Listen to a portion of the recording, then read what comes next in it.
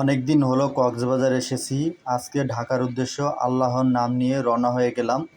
এ যাত্রায় আমরা ট্রেনে যাব। আমরা কিছুদিন আগেই ট্রেনের অনলাইনে টিকিট কেটে রেখেছি।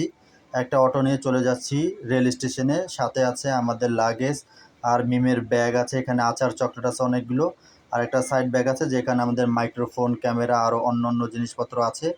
অটো নিয়ে চলে যাচ্ছি। দুই পাশে উঁচু নিচু পাহাড় দেখতে দেখতে আমরা স্টেশনের দিকে আগাচ্ছি। আর আপনারা যারা গাড়িতে যেতে চান, এইখান থেকে আপনারা বিভিন্ন ধরনের গাড়ি আছে, আপনারা ঢাকার উদ্দেশ্যে রওনা দিতে পারবেন। ফাইনালি আমরা কক্সবাজার সেই আইকনিক রেল স্টেশন চলে আসছি। ভিতরটাও অনেক সুন্দর। এখানে দেখেন লোকজন দাঁড়িয়ে আছে লাগেজ নেওয়ার জন্য। আপনি কিছু টাকা দিলে ওরা আপনার লাগেজ নিয়ে দিবে। আর এখানের যে অটো রিক্সাগুলো আছে, এরা ভাড়া অনেক তুলনামূলক অনেক ভাড়া নেয়। আপনারা কখনো এখান থেকে অটো রিক্সা নেবেন না। আপনারা একটু সামনে আগালে স্টেশন থেকে বের হলে আপনারা কম টাকায় অটো রিক্সা পাবেন, ওইখান থেকে নিয়ে নেবেন। এবং এদের কথাবার্তা খুবই খারাপ। অল্প একটু জায়গায় এরা 200 টাকা ভাড়া নেয়। ঝিনুকের মধ্যে মুক্তা, এই দৃশ্যটা অনেক সুন্দর লাগতেছিল। এটা আপনারা সামনাসামনি দেখলে আরও অনেক বেশি ভালো লাগবে। এবং এখানে যে রেল স্টেশনটা যে এত বড়, মানে এটা আপনারা না আসলে, সামনাসামনি না দেখলে আপনারা বুঝতে পারবেন না। অনেক বড় এবং অনেক সুন্দর করেছে। যেটা বাংলাদেশের মধ্যে এত বড় একটা রেল স্টেশন এত সুন্দর করে করবে, এটা এক্সপেক্ট করি নাই। বাট অনেক সুন্দর। ওই যে ওইদিকে হচ্ছে ট্রেন লাইন, ওইখান থেকে ট্রেনে আমরা উঠবো। তো সামনে আমাদের এদিক দিয়ে ঢুকতে হবে। সামনের দিকে কিছুক্ষণ দাঁড়িয়ে রইলাম। এখানে দেখতে অনেক ভালো লাগতেছিল, অনেক সুন্দর লাগতেছিল। পরিবেশ যেমন গোছানো ছিল, বা আপনার প্রত্যেকটা জিনিস অনেক দারুণ লাগতেছিল, যে কারণে হচ্ছে এখানে কিছু সময় দাঁড়িয়েছিলাম। এবং সামনাসামনি দেখলে আপনার এটা আরও অনেক বেশি সুন্দর লাগবে। স্টেশনটা এত সুন্দর করে করেছে, যেটা আপনি সামনাসামনি না দেখলে আপনি বুঝতে পারবেন না। তো এই জায়গা থেকে আমরা উঠবো। আমরা ট্রেনের জন্য অপেক্ষা করতেছিলাম যে আমাদের ট্রেনটা কখন আসবে। আমাদের ট্রেন ছিল 12টা 30 মিনিটে। তো আমরা একটু আগেই চলে আসছি যাতে লেট না করি। তো এখানে মিম দেখেন, চেহারা দুজনের এত কালো হয়ে গিয়েছিল এবং এত ডার্ক দেখতে লাগতেছিল। মানে কক্সবাজার যারা আসছে তারাই জানে যে মাত্র কয়েকদিনে যে এত কালো হয়ে গেছে।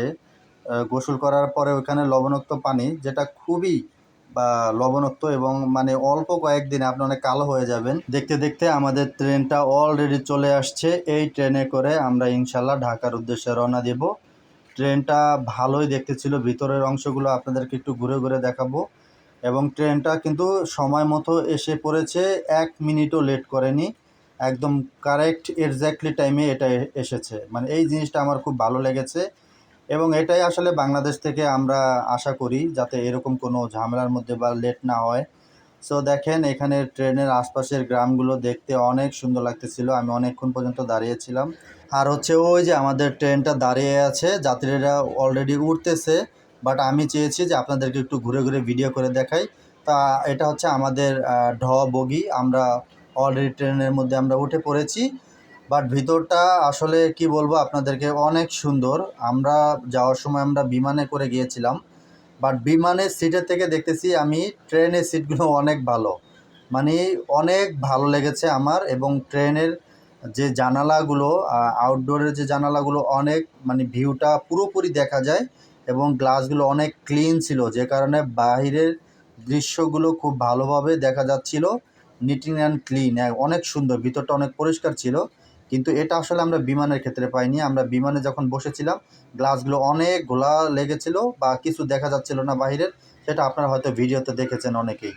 তো দেখতে দেখতে ট্রেনটা ছেড়ে দিল এবং দুই পাশের প্রকৃতি আর ভিউ জাস্ট ওয়াও, এত সুন্দর লাগতেছিল। একদম ক্লিয়ার দেখা যাচ্ছিল। এবং এই ট্রেনের ভালো দিক হচ্ছে এই ট্রেনগুলো লেট করে না, একদম টাইম টু টাইম ছাড়ে। এটা খুব ভালো একটা পজিটিভ দিক। দেখতে দেখতে আমরা অনেক দূর চলে আসছি। দেখেন ওই যে আমাদের ট্রেনটা অনেক দূর মাথা পর্যন্ত দেখা যাচ্ছে। বাট আমরা কিন্তু একটু পিছনে বসেছিলাম, একদম পিছনে না, আমাদের পিছনে আরও বগি আছে। তো এই যে এখানে লবণ চাষ হয় আশপাশে অনেক দূরে, যেটা ক্যামেরা অনেক ভালো করে দেখা যাচ্ছিল না। পুরো জায়গাটা এখানে অনেক দূর পর্যন্ত নিয়ে লবণ চাষ হয়। তো আমি আর মিম, আমাদের দেখেন চেহারার কি অবস্থা, কালো হয়ে একদম রোদে পুরো অবস্থা খুবই খারাপ দুজনের। এবং সেই সাথে ধুলো বালু, চেহারা একদম অন্যরকম হয়ে গিয়েছে। দেখতে দেখতে আমরা চিটাগং চলে আসছি। এটা হচ্ছে চিটাগং স্টেশন। 12টা 30-এ ছেড়েছিল, 2.5 ঘন্টার মধ্যে কিন্তু চিটাগং এসে পড়েছে। আমরা নেমে একটু কোনো রকম হালকা পাতলা কিছু খেয়ে নিলাম। এরপরে আশপাশের ভিউটা একটু দেখতেছিলাম। এরপরে ট্রেনের ইঞ্জিন চেঞ্জ করবে, আবার এখান থেকে কিন্তু আমরা চলে যাব।